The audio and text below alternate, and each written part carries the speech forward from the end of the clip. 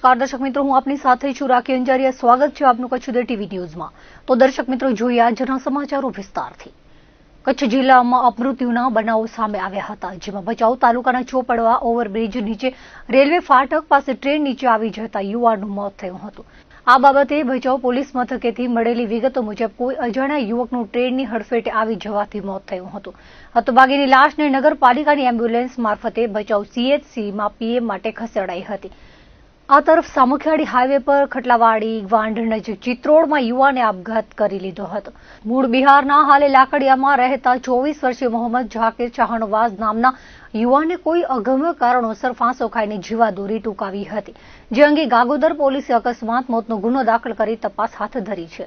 તો સામખિયાળી ટોલનાકા પાસે અકસ્માત થયો હતો। ફરિયાદી ભચાઉના સિકરા ગામે રહેતા કાનજી શિયારિયાના જણાવ્યા પ્રમાણે કોઈ વાહન ચાલકે પૂરઝડપે આવી ટક્કર મારી હતી, જેમાં મૂળ કુડાજામ પરના હાલે શિકરામાં રહેતા ચક્કુ કુમાર મોમાયાભાઈ મણકાનું મોત થયું હતું, જેથી ગુનો દાખલ કરવામાં આવ્યો હતો।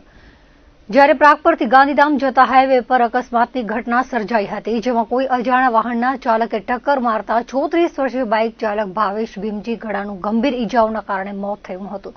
અકસ્માત સર્જીને ચાલક નાસી ગયો હતો, જેથી ગુનો દાખલ કરાયો હતો। ઔદ્યોગિક નગર મુન્દ્રા હવે દારૂની હેરાફેરીનું હબ બનતું હોય તેમ અઠવાડિયામાં કરોડો રૂપિયાનું શરાબ ઝડપાયું છે। સપ્તાહ અગાઉ SMCએ દરોડો પાડી ટ્રેન મારફતે આવેલા 2,97 લાખનો દારૂ કબજે કર્યો હતો, જે બાદ સ્થાનિક પોલીસ અને સાયબર સેલે હરકતમાં આવી મુન્દ્રામાંથી 1,71 લાખનો શરાબ શોધી કાઢ્યો છે।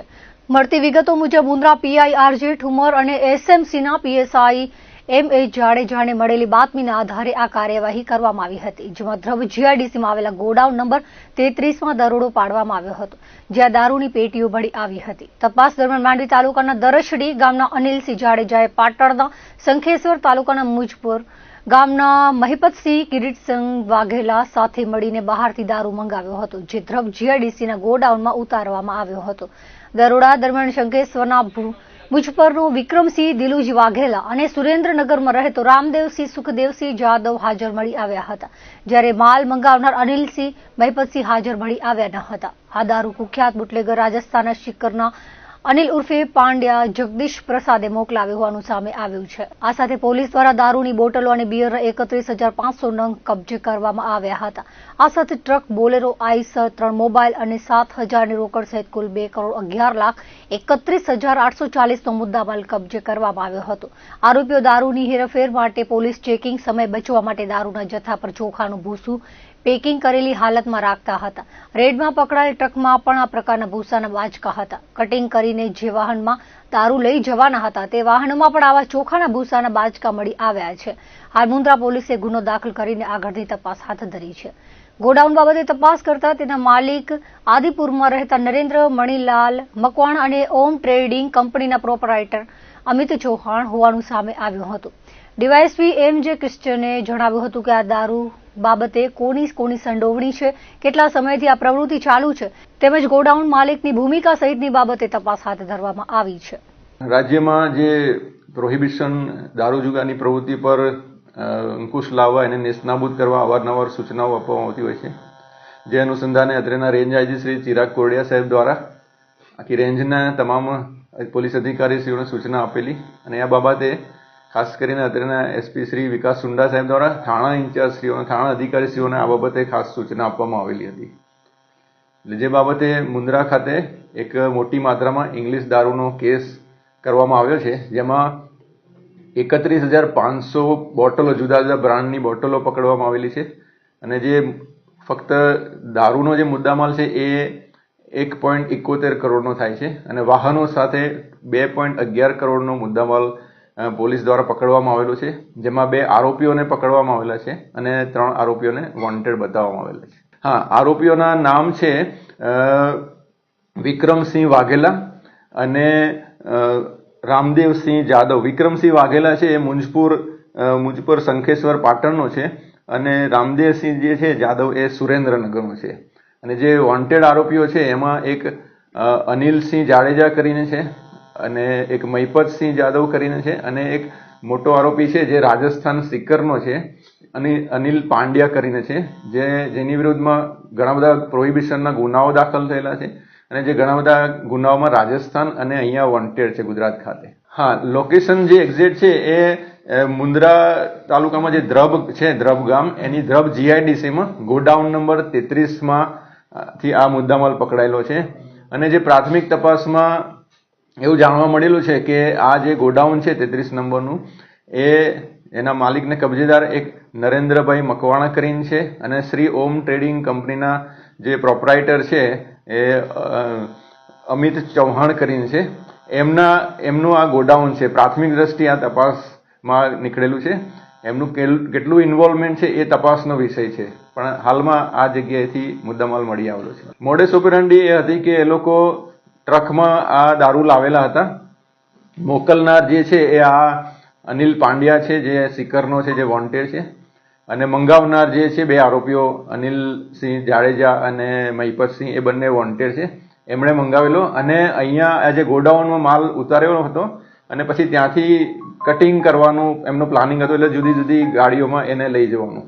હા, એની અગાઉની હવે એ લોકોને અત્યારે તો વોન્ટેડ છે, એમને પકડીને પહેલા તો એમનો ગુનાહિત ઇતિહાસ, કારણ કે એમની વિરુદ્ધમાં ગુના તો છે, દાખલ થયેલા છે માંડવી અને વગેરે. ભચાઉ પાસેનો હાઈવે બુધવારે રક્તરંજિત બનતા અરેરાટી ફેલાઈ ગઈ હતી.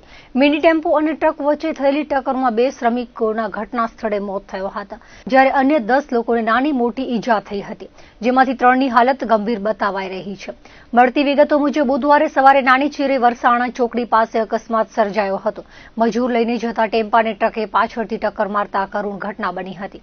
મોટી ચીરે નજીક આવેલી ભૂંગી કંપનીમાં કામ કરતા 15 થી 17 જેટલા શ્રમિકો નાઇટ શિફ્ટ પૂર્ણ કરીને ટેમ્પોમાં પડાણામાં આવેલી મજૂર વસાહતમાં જતા હતા, ત્યારે સિમેન્ટના પાઇપ ભરેલ ટ્રકે પાછળથી ટક્કર મારતા ટેમ્પો પલટી મારી ગયો હતો, જેમાં 2 શ્રમિકોના ઘટના સ્થળે ગંભીર ઈજાઓના કારણે મોત થયા હતા, જેમાં એકનું નિર્મલ બોરી હોવાનું સામે આવ્યું છે. ઈજાગ્રસ્ત લોકોને સારવાર અર્થે હોસ્પિટલ ખસેડવામાં આવ્યા છે. હાઈવે પેટ્રોલિંગ તેમજ પોલીસ સ્ટાફે ઘટના સ્થળે પહોંચીને ટ્રાફિક ક્લિયર કરાવ્યો હતો. હાલ ભચાઉ પોલીસે આગળની તપાસ હાથ ધરી છે. મુન્દ્રા તાલુકાના નાની તુંબડી અને મોટી તુંબડીમાંથી 2,10,000ના વાયર ચોરાયા હતા, જે બાબતે પ્રાગપર પોલીસમાં 2 અલગ અલગ ફરિયાદ થઈ હતી, જેમાં પોલીસે 3 શખ્સોની ધરપકડ કરી છે. ભુજના ભીડનાકા બહાર દાદુપીર રોડ પર રહેતા મોહસિન મહમદ ગગડા, નાની તુંબડીના ઇકબાલ ઇસાક જુનેજા, અંજારના રામદેવ નગર સામે ખારા પસવારિયા રોડ પર રહેતા અકબર ઇલિયાસ શેખની અટક કરવામાં આવી હતી. કુલ 1.5 લાખના 600 કિલો વાયર કબજે કરવામાં આવ્યા છે. ચોરી માટે ઉપયોગમાં લેવાયેલી બોલેરો કબજે કરવામાં આવી હતી. ભુજથી પ્રાગપર ચોકડી તરફ આરોપીઓ આવતા હતા, ત્યારે વાહન રોકાવી ઝડપી લેવામાં આવ્યા હતા. પૂછપરછ દરમિયાન નાની અને મોટી તુંબડી સીમાથી વીજ પોલ પરથી આ વાયરની ચોરી કરી હોવાની કબૂલાત આપી હતી. ભુજ નજીક માધાપર ગામે મંગળવારે સાંજે આગનો બનાવ બન્યો હતો. નળ સર્કલ નજીક બાયપાસ રોડ પર સનરાઈઝ સોસાયટીમાં રહેણાંકના મકાનમાં ગેસ સિલિન્ડર ફાટતા આગ લાગી હતી. ભુજ ફાયર કંટ્રોલ રૂમની જાણ થતાં ફાયર વિભાગની ટીમ બનાવ સ્થળે ધસી ગઈ હતી અને આગને કાબૂમાં લીધી હતી. સદનસીબે ગેસનો બાટલો ફાટ્યો, ત્યારે કોઈ ઘરે હાજર હતા નહીં, જેથી જાનહાનિ ટળી હતી. ભુજ ફાયર વિભાગના ડીસીઓ મહેશ ગોસ્વામી, ફાયરમેન સોહમ ગોસ્વામી, ચંદ્રદીપસિંહ જાડેજા અને ટ્રેની સ્ટાફે આગ પર કાબુ મેળવ્યો હતો. બનાવના પગલે આસપાસના રહેવાસીઓમાં ભારે ભય ફેલાઈ ગયો હતો. કચ્છ જિલ્લા કાનૂની સેવા સત્તામંડળના ઉપક્રમે આગામી 13મી ડિસેમ્બરના કચ્છના રાષ્ટ્રીય લોક અદાલતનું આયોજન કરાયું છે. આ વર્ષની અંતિમ લોક અદાલતમાં સમાધાનલાયક કેસો અને પ્રી લિટિગેશનના કેસો મૂકવામાં આવશે. જિલ્લા કાનૂની સેવા સત્તામંડળના સચિવ BM પ્રજાપતિએ જણાવ્યું હતું કે જિલ્લાના મુખ્ય ન્યાયાધીશના માર્ગદર્શન હેઠળ કચ્છની તમામ અદાલતોમાં 13મી ડિસેમ્બરના લોક અદાલત યોજાશે. આ લોક અદાલતમાં હજુ સુધી અદાલત સુધી પહોંચ્યા ન હોય તેવા પ્રી લિટિગેશન કેસો ઉપરાંત સમાધાનપાત્ર મજૂર, માલિક તકરાર, ભાડા સંબંધિત કેસો, બેંક રિકવરી, મિલકત સંબંધી કેસો, પારિવારિક તકરાર, ઘરેલુ હિંસા જેવા સમાધાનલાયક ક્રિમિનલ કેસ પણ મૂકવામાં આવશે. લોક અદાલતમાં જે કેસોનો નિકાલ થાય છે તેમાં સમાધાન થતા બંને પક્ષોની જીત થતી હોય છે, તેથી સામાન્ય અદાલત કરતાં લોક અદાલતમાં કેસોનો નિકાલ વધુ અસરકારક થતો હોય છે.